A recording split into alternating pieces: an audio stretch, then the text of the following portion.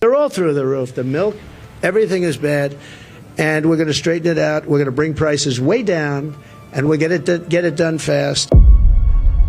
Egg prices in California have reached a staggering $9 per dozen, setting a new record high. As a result, restaurants are being forced to increase menu prices to keep up with rising costs. The ongoing egg shortage has also led Waffle House to implement an additional charge for eggs, reflecting the widespread impact of the supply crisis. Meanwhile, Texas officials have warned that the shortage is far from over, indicating that high prices and supply chain challenges may persist for some time. Prices will come down. You just watch. They'll come down, and they'll come down fast. The surge in egg prices may not last forever, as some predict that costs will drop quickly. However, the issue extends beyond just eggs. Fruits and vegetables are also seeing price hikes, adding to the strain on consumers. Meanwhile, concerns over Trump's immigration policies are already impacting the food industry. According to the New Republic, many immigrant farm workers are reportedly too afraid to show up to work, leading to labor shortages that could further disrupt food production and supply chains. We're going to get the prices down. We have to get them down. It's too much. Groceries, cars, everything. We're going to get the prices down. We will cut your taxes, end inflation, slash your prices. Despite concerns about Trump's policies, the biggest shift he has overseen isn't in immigration or food prices, but in the declining dominance of U.S. stock markets. According to MarketWatch, European stocks are outperforming U.S. markets this year, raising questions about the future of American exceptionalism amid ongoing political and economic turmoil. Some top analysts are now advising investors to move their money to Europe. One of those voices is Larry Fink, CEO of BlackRock, the world's largest asset manager, which oversees over $1 trillion in assets. I believe it's probably time to be investing back into Europe. Meanwhile, in the United States, the Federal Reserve is showing deep concerns over economic inflation under Trump. For the first time in 6 months, the central bank has decided not to lower interest rates, signaling fears that inflation could spiral further if borrowing costs are reduced. Longer-term inflation expectations appear to remain well anchored, as reflected in a broad range of surveys of households, businesses, and forecasters, as well as measures from financial markets. The Federal Reserve's decision to hold interest rates steady, despite Trump's push for a rate cut, sparked a furious reaction from the former president. Trump lashed out, claiming, if the Fed had spent less time on DEI, gender ideology, green energy, and fake climate change, inflation would have never been a problem. However, economic experts have dismissed his remarks as unhinged and baseless.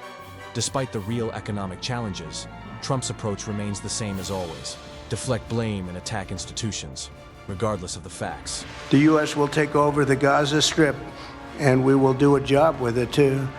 We'll own it and be responsible for dismantling all of the dangerous unexploded bombs and other weapons on the site, level the site and get rid of the destroyed buildings, level it out, create an economic development that will supply unlimited numbers of jobs and housing. We're talking tonight about the United States taking over a sovereign territory.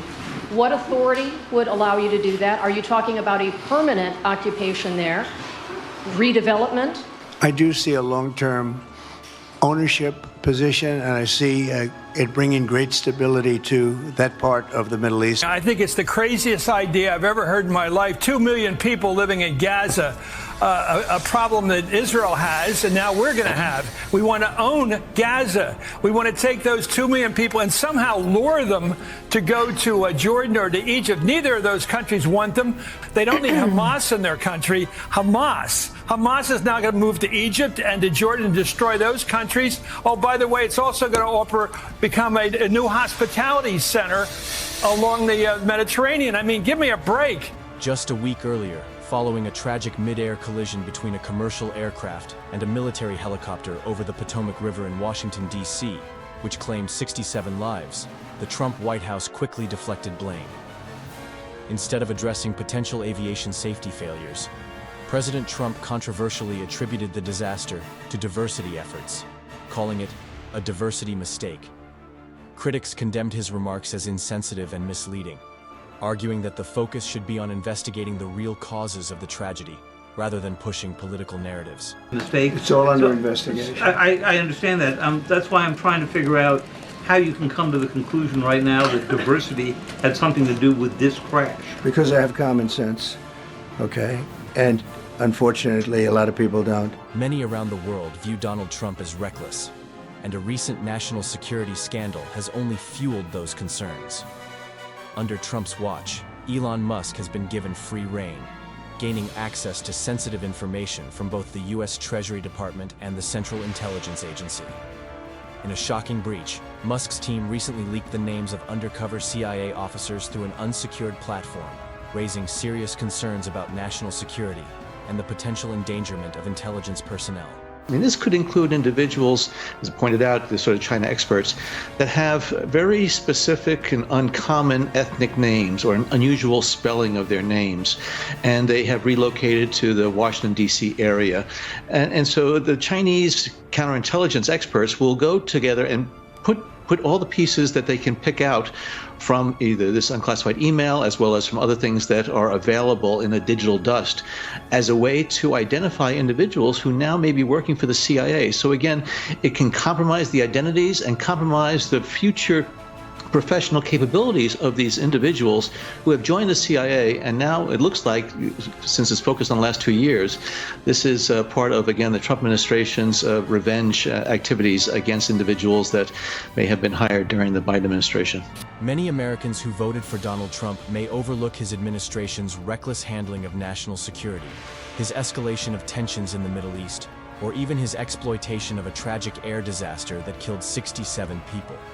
However, the one issue that mattered most in the last election was the economy, and voters backed Trump because they believed he would lower prices. Now, instead of food prices dropping, they are rising even higher. The U.S. stock market, where half of all Americans invest their savings, is now lagging behind European markets. At the same time, consumer confidence, a crucial driver of the economy, is plummeting. To be fair, some corporations are thriving, raking in record profits and expecting even greater gains if Trump's tax cuts pass through Congress. However, as MarketWatch reports, corporate profits are near all-time highs, while wages remain stagnant. That's right. Working wages are falling behind inflation, meaning most Americans are losing purchasing power while the corporate elite get wealthier. At some point, even Trump's most loyal supporters may come to realize that things are getting worse, not better, and that they fell for one of the biggest economic scams in U.S. history. The irony of Trump voters being left with egg on their faces might seem amusing, but given that eggs are now absurdly expensive, the situation is anything but funny.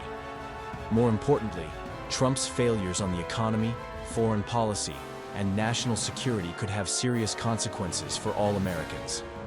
Meanwhile, House Democrat Jasmine Crockett of Texas recently delivered a scathing takedown of Trump and his team on national television, calling out the chaos his administration has caused. This is very simple. We right now have a white supremacist that is sitting in the White House. He is backed up by other white supremacists. And if you really want to know who the criminals are in this country, you can Google it. You don't have to trust me. But the people that commit 80% of the most violent crimes in this country are white supremacists. Yet for whatever reason, they sit and they serve at the pleasure of the president. They are the ones that were there on January 6th, tearing our democracy down physically. And now we have them tearing us down right here from within.